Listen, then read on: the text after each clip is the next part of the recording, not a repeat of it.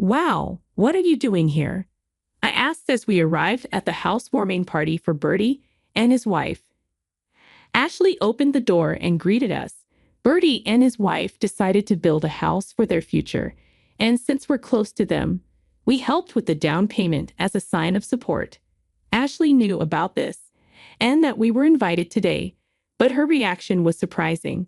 She smirked rudely and said, "Well, if you insist on entering. My name is Susanna, a 46-year-old housewife. I live with my 50-year-old husband, Edwards, and our 25-year-old son, Bertie. Edwards and I have been married for 26 years and still celebrate our anniversaries, maintaining a good relationship. Edwards and Bertie work together at a major automobile company. Bertie introduced us to Ashley, a lovely young woman from his university, and they are planning to marry. We had been worried about Bertie's lack of romantic interest, so we were happy and blessed their union, even though it felt a bit early. Ashley soon joined our household. We lived in a rented house near Edward's parents, but it was cramped for two families. That's why Bertie and his wife started planning to build their own home. We decided to help them with this big step, as we couldn't afford to give them a house like in TV dramas. We wanted to help with the house purchase, so we provided some money for the down payment.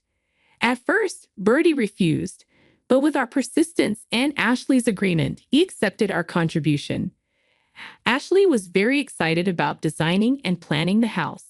She always seemed happy and in good spirits during the meetings. A few months later, the house Bertie and Ashley bought was finally complete.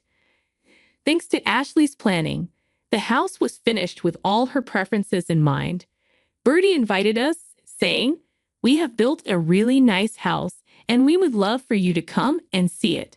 So, Edwards and I headed to the new house. Just before we arrived, Bertie messaged us, "I'm out to buy a cake since we forgot one. Ashley's there, so please go in first." I laughed at his usual forgetfulness, but agreed. When we arrived, the gate and garden alone showed that a lot of thought and effort had been put into the house. Even to an amateur, it looked like a well-designed and impressive home. When I rang the doorbell, Ashley answered. From the doorway, I could see vases and a living room sofa from well-known high-end furniture brands. Even though Bertie works for a good company, I couldn't help but worry if they were stretching their budget too much. Ashley opened the door, but she didn't seem welcoming at all. She looked down on us with a creepy smile, seeming like a completely different person from when she lived with us. Her expression had changed dramatically. "What are you here for?" she asked. We were stunned into silence. Ashley sighed and laughed mockingly. When I meekly replied that we were invited, she snorted in displeasure. "If you want to enter so badly, there's an entrance fee of $300, she said, repeating the words entrance fee. Ashley smirked. "Don't you understand? If you want to come into the house, you need to pay. After all, to me, you're just unrelated outsiders. I'm not letting you in for free." Ashley sneered. Edwards and I exchanged glances as she let out a vulgar laugh. Then, with an angry glare, she spat. "Don't act so high and mighty just because you contributed to the down payment. This is our house. I really hate it when outsiders interfere." Ashley's rant left us speechless. It was shocking to be called an outsider by someone we had lived with and considered family. Despite Bertie's initial refusal, it was Ashley who eagerly accepted our generous contribution to the down payment. We never meddled in their house decisions. We just listened as Ashley passionately discussed her preferences. "Are you going to pay or not?" "I'm busy, so hurry up." "No, we won't pay. Tell Bertie we left," I replied, barely able to think straight. Although Ashley had always said, "Let us properly thank you once the house is complete," her current attitude showed she now saw us as disposable. As we turned to leave, Ashley slammed the door behind us. We sent Bertie a message explaining what happened. It wasn't long before he arrived at our house with Ashley. Bertie apologized profusely as soon as the door opened, while Ashley stood with her arms crossed. looking sullen. "Wait, don't come in here," I said. "Ashley, it's hastily made, so forgive its roughness." I stopped Bertie and Ashley from entering, then presented a piece of paper to Ashley. She read it with a puzzled look. "A contract. Yes, if you insist on charging outsiders an entrance fee, we don't want such a stranger in our home either. We'll waive the past entrance fees during your stay with us. So will you sign this?" Ashley took the pen and chuckled as she signed the handwritten contract. "Do you think this bothers me? I'm rather thankful I won't be paying any entrance fee, so I'll have nothing to do with you all." Bertie held his forehead and looked down as Ashley signed without hesitation. Afterward, Bertie continued apologizing. "Your apologies don't solve anything," Edward said. "Every couple is different, and while I don't want to meddle, Ashley's behavior and your inability to stop it is a problem." Edward's words seemed to hit hard. After that day, Bertie rarely came home. We stayed in touch via phone but never fully cut him off. We had no contact with Ashley, and a year swiftly passed. One day, the doorbell rang. When I opened the door, I was surprised to find Ashley, whom I hadn't seen in a long time. She looked upset and out of breath as if she had hurried over. "Didn't agree to this. What's the meaning of this?" she exclaimed. It turned out we had recently moved. Soon after, we became estranged from Bertie and his wife. A friend of ours, a successful entrepreneur who owned several businesses and properties, approached us to buy their house. They were looking to downsize their assets due to their age. The house, stylish and reflecting our friend's unique taste, was hard to sell despite their other properties selling quickly. It was difficult to let go of this house due to its location and distinctiveness. They implored us to buy it at a bargain price. We had always wanted a detached home, but had given up due to land issues and the fact that Edwards, being the eldest son, would eventually need to care for his parents-in-law. So we had been renting a home near the in-laws. However, the situation changed drastically with Bertie married and out of the house. Edward's siblings agreed to take care of the in-laws, lifting a huge burden from my shoulders. Our friend's vacation home, which we were asked to purchase, wasn't too far from the in-laws. We were familiar with the area and neighbors due to our long friendship. The distinct taste in the home's design didn't bother us, so we decided to buy it. We immediately sent our consent to the friend, who was delighted as they had struggled to find a buyer. They offered us the entire house contents, suggesting we could sell anything that didn't suit our taste to fund new purchases. All the furnishings were from a high-end brand that our friend adored, from sofas to small dishes. Though known for its high cost, a little research showed that the items still fetched a considerable price. We sorted through what we needed and what we didn't, selling some to supplement the home buying funds, and brought in our previous belongings. The move was swift, thanks to our friends and Edward's siblings. The new home, full of unique features, filled us with excitement. We casually informed Bertie about the move.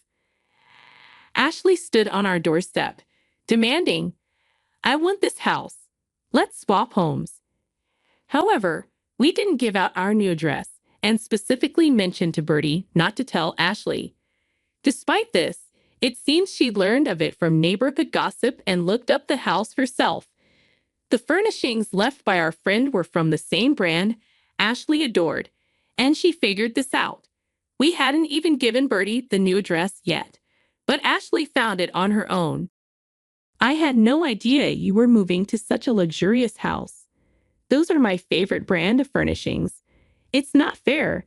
Swap your house with the one we built. It will surely be better for you," she demanded, making disjointed requests.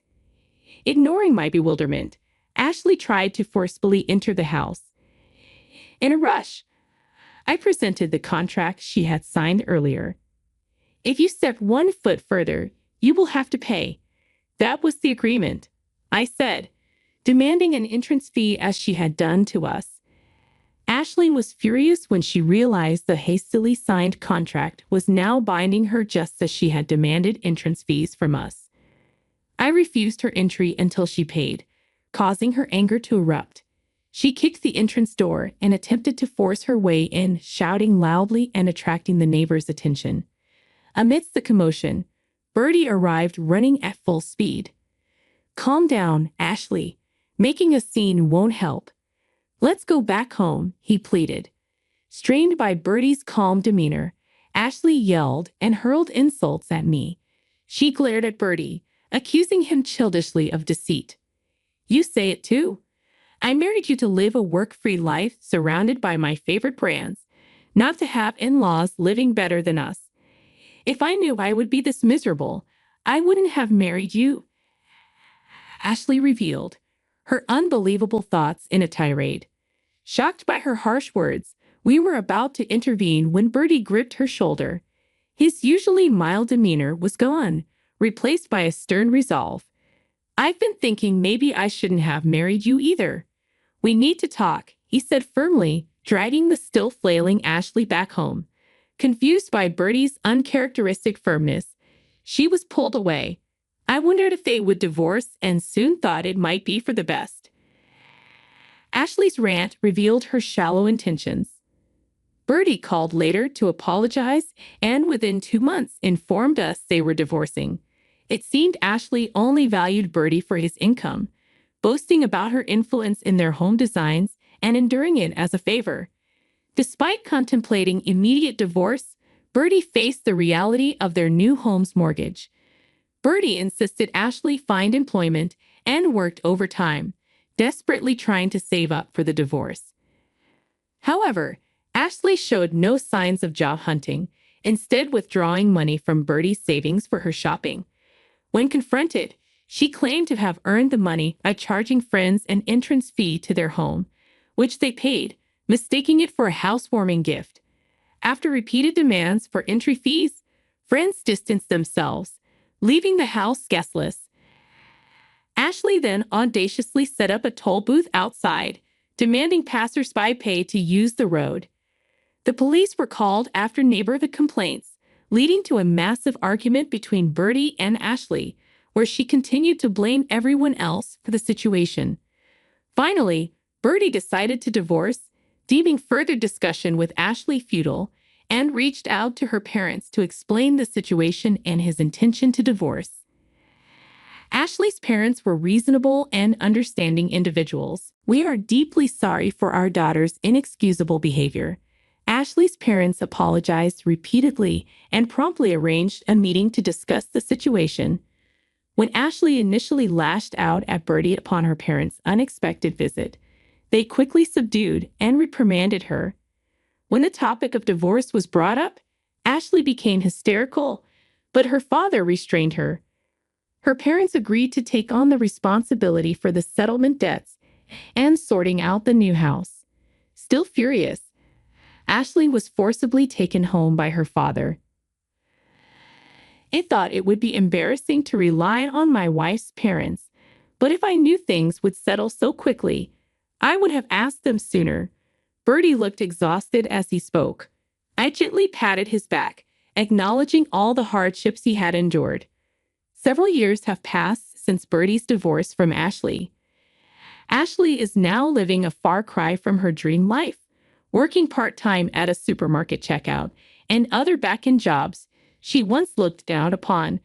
Trying to pay off the debt her parents took on for her, she conveyed to Bertie, "I would like you to repay a part of the debt," pleading tearfully and sharing her own hardships alongside her request. But he firmly told her that she must work hard and pay for herself, as it was her own doing. Despite the ongoing challenges, including dealing with a persistent Ashley and even contacting the police, Bertie is now happy. A female colleague supported him throughout the ordeal of handling Ashley's stalking and his own distrust of women. Though it took time, Bertie became optimistic about marriage again and has since remarried the supportive colleague. They now live in a small apartment, saving up for a new home. We are relieved to see Bertie finally regaining his smile.